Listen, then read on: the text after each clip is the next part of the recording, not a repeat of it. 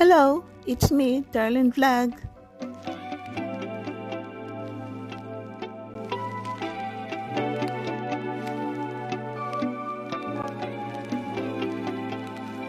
Hello mga kagwapa, kaganda, ka-beautiful like me. Good morning mga kalingap, good afternoon, good evening mga ka-jomcar. It's me, Darlene Vlog. Mayroon tayong pag-usapan na mga pinili ko lang na video na dahil hindi tayo pwede mag-reaction sa part 62 ng Jomcar, so magchika-chika na lang tayo, mag-react lang tayo ng mga video na napili ko. So bago yan, i-shoutout man natin si Kuya Val Santos Matubang, si Ate Ena Vlogs, si Kalinga Prab, ang presidente ng Kalipa Birador, si Kuya Nolly, si Oriana TV, siyempre si Kalingap Chumar, at si Carla Tatilar. Paki-subscribe po sila at isali niyo si Darlene Vlog. Thank you po. Si Jumar ay minsan pilyo, palabiro. Di ba naalala niyo minsan na nagdo-drive siya na bigla siyang sumigaw. Ah! Nagulat si Dan, di ba? Nagising si Dan pero hindi nagalit si Dan. Hindi rin siya gumising ng totally gising. Pero yun nga parang binulat lang ang kanyang mata, pumikit ulit. Dahil ito si Jomar ay palabiro. So tingnan niyo ito isang video na nakita ko na talagang natatawa ko. Kung katabi ko siguro si Jomar, baka hampasin ko, kurutin ko, pagalitan ko. Sobra talagang pilyo to si Jomar, no? Sa edad niya yan. Parang ano pa siya, parang pa siyang teenager, parang pa siyang yung 15 years old or 10 years old na yung, naalala niyo photoshoot ng ng When I Meet Her na nagpo-photoshoot sila.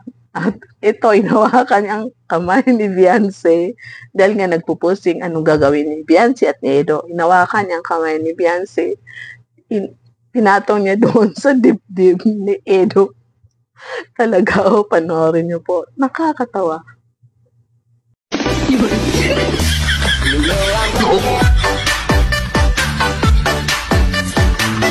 Alam po natin na si Jomar ay siloso, sinabi niya yan. Pero hindi natin alam, hindi naman nagsabi si Carla sa mga vlog na selosa siya. Pero kung maalala niyo doon sa nag-market sila, grocery na nagsiselfon si Jomar na sabi ni Carla, hindi natin naintindihan kasi nagbibikulan natin. Pero di ba nagsiselfon, sabi nga ni David, tinukso niya, huy, nagselos. Ito nga, tinanong ni David at ni Kalingap Lolo si Carla, ano ang pinagsisilosan mo? Hindi tao, pero cellphone daw. So, normal yung cellphone, di ba? Kahit nga kapatid mo, asawa mo, yung nag-uusap kayo, tapos hindi masyado nakikinig, tapos nagsi-cellphone. Minsan ma-feel mo nga, you are rude, di ba ganun? Pero minsan magsiselos ka nga, ano ba yan? Magkasama tayo, pero nandiyan ka sa cellphone. Sino bang kausap mo? Di ba? So, maraming nag-aaway na mag-asawa, may nag-aaway din ng lover lang, magkaibigan, dahil sa cellphone, dahil sa pag-text, pag-chat. So, ito si Carla, hindi natin alam kung paano siya nagselos. Hindi natin alam kung paano niya naranasan nga baka nag-uusap sila ni Jomar, nagselos siya. Sino ba yung kausap mo? Tayo magkasama. Hindi natin alam. So, yung nga lang pinagsiselosan yung cellphone. So, hindi natin alam kung paano siya magselos pagkasama niya si Jomar na sila lang dalawa. Basta inamin lang ni Carla dyan na pinagsiselosan niya daw minsan ay cellphone. Sino? Wala, ibang Ngayon ko lang nga ito inano eh. Si Selos. Selos ka? Legit yun, guys. Ang pinagsilosan po ni Carla ay cellphone. Tama. Ito ipapakita natin na parang screenshot lang. Maraming nag-share nito, maraming nag-repost, maraming nag-comments, maraming nag-react na yun sa page ni Carla na sabi na every love story starts with a crush.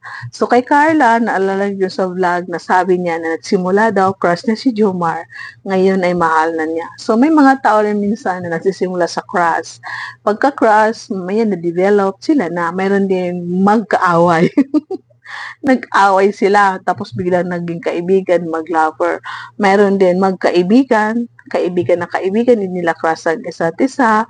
So, parang na-fall sila na magkaibigan, nagka-lover, nagkasawa. Mayroon din isang, ano ba yun? Yung iba na relationship na, yung relationship na merong buya, yung fixed marriage, so iba-iba. Iba-iba ang sinisimula ng relationship. So, yung kay Carla, sabi ni Carla, every relationship every love story start with a crush. Yun ang sabi niya dahil crush niya noon si Jomar, yun nga. At yun nga si Jomar din, crush niya din noon si Carla. So, na-develop ang dalawa. So, ngayon ay sila na.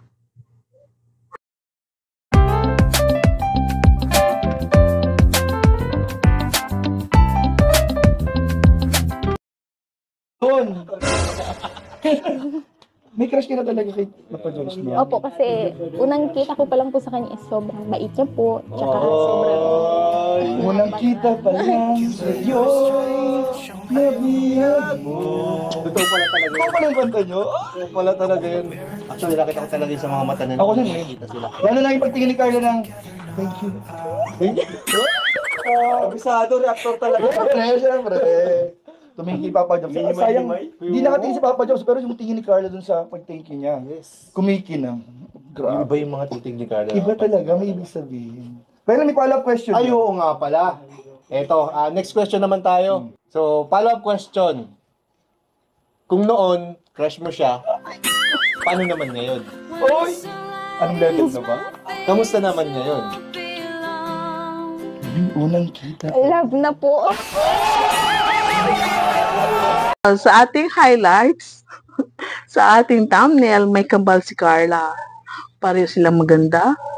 Pareho silang matangos ang ilong. Pareho silang maputi. Pareho silang friendly. Pareho silang palangiti. So, yun nga. Tingnan niyo, kambal. May kambal si Carla. Tingnan po ninyo.